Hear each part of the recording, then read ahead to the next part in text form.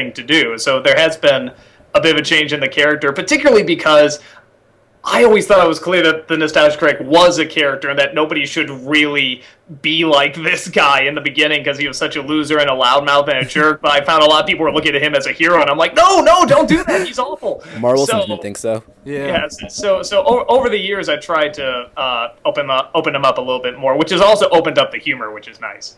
Which brings me to a fanboy question. I was really interested in the Man of Steel and how polarized your opinions were.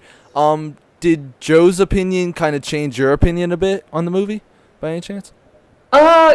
Yes and no. The way the review worked is that I wrote his part in a draft and sent the script to him, and I said, anything you want to change, go ahead and change. I want to be sure I got your voice.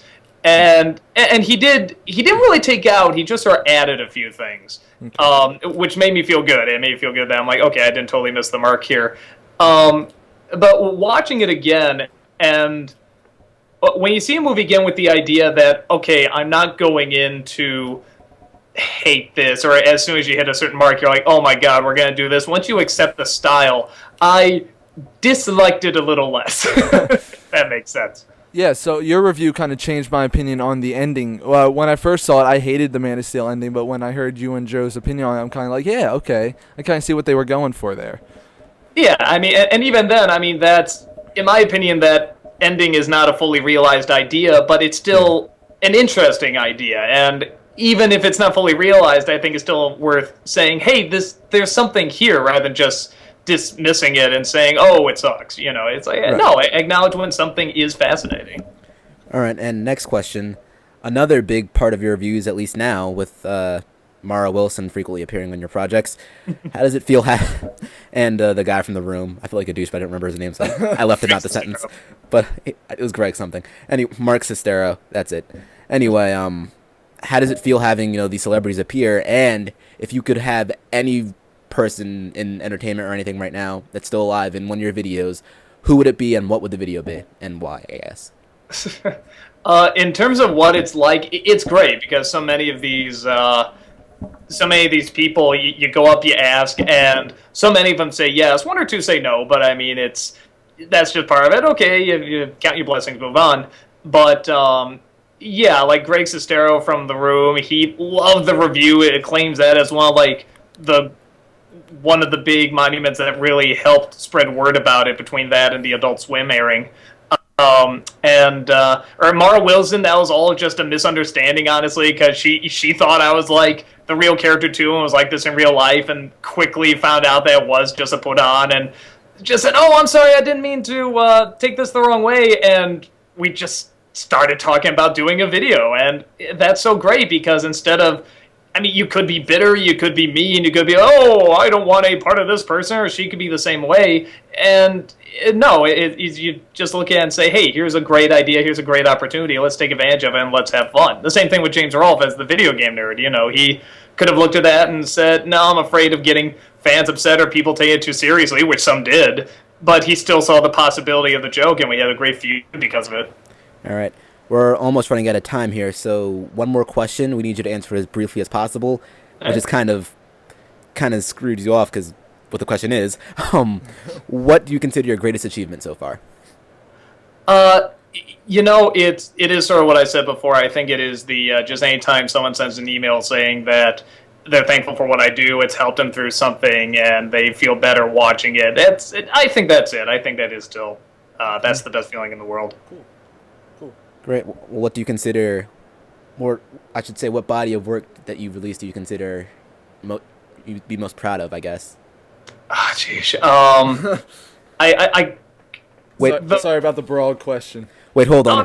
Hold on. I'm such a nerd. I got this. His favorite Nostalgia Critic is now Les Mis / Cat in the Hat, and his favorite video period is The Review Must Go On. Oh, well, yeah. Isn't that's it? At that con, weren't you? Yeah, we were. RetroCon, yeah.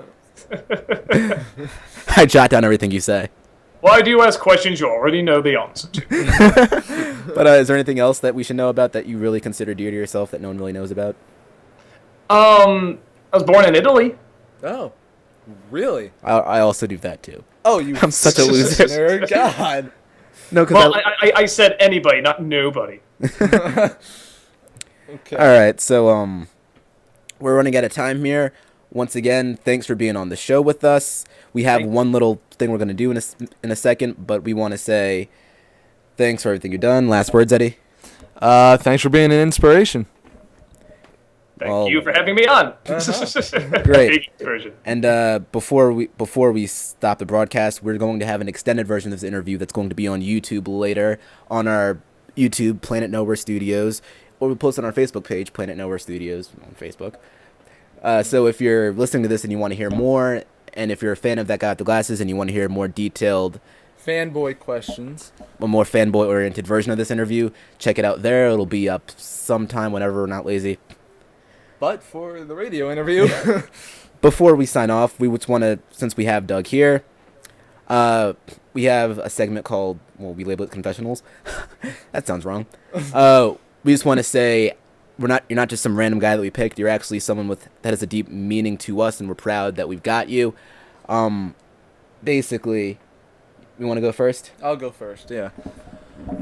Basically, what Doug has done for me is not only increase my knowledge in film and shown me how film is subjective, and how just because someone likes something doesn't mean you have to like it, or someone doesn't like something you don't have to like it. It's all subjective. Everything about film is subjective, and it doesn't make you, again, like Doug Walker goes saying, it doesn't make you stupid if you like Transformers or, Alice in Wonderland or anything like that. It's your opinion. And what he's also done is made me think, because we're doing this web show, Planet Nowhere Studios, it made me think, yeah, we can actually do this. I mean, Doug Walker did it, and so can we. And for me, I'll say, I don't want to get too personal here, but I started watching his videos around the time when they were on YouTube, and he was starting to form his own website. I got into it when I was a freshman in high school, I want to say, midway through the year. I don't want to get too personal, but that wasn't the best time of my life. There were some things I was going on, and the videos really gave me something to latch on to. I'll say right now that he's 99% responsible for my crooked sleep patterns, and even more responsible for my sense of, 85% of my sense of humor right now is completely based off him, and I do stand-up comedy and write in my free time, so his influence is, the man I'm talking to right now, his influence is strong in my work. Mm-hmm. Anything... Oh, jeez, you guys! Oh, well, Help play inspirational music over that! Any closing thoughts, Eddie? Just thanks for being on. We understand you have a very busy schedule, but thanks for taking the time to talk with us. We really appreciate it. We were arguing over who got to send the email. Huge. Yeah. We were arguing over who got to send the email to you. Yeah, we really were. Nice. We're at Retro Comic and I'm like, I'll talk to him. Anyway, we've talked your ear off long enough. Thanks for listening, everyone. We'll see you next week. Same bat time, same bat channel. We won't actually see you. You'll hear us. Yeah. You know what I meant. Yeah. Anyway, signing off right now, Planet Nowhere. You can contact us at planetnowherestudios@gmail.com, Planet Nowhere at YouTube, or Planet Nowhere at Facebook. And that'll... I know, I'm getting there. I'm getting there. All right. You weren't going to get there. He wasn't going to get there. We're Planet Nowhere, everyone. And we'll let Doug Walker do the honors of signing us off. Goodbye! Okay. You're now on the spot.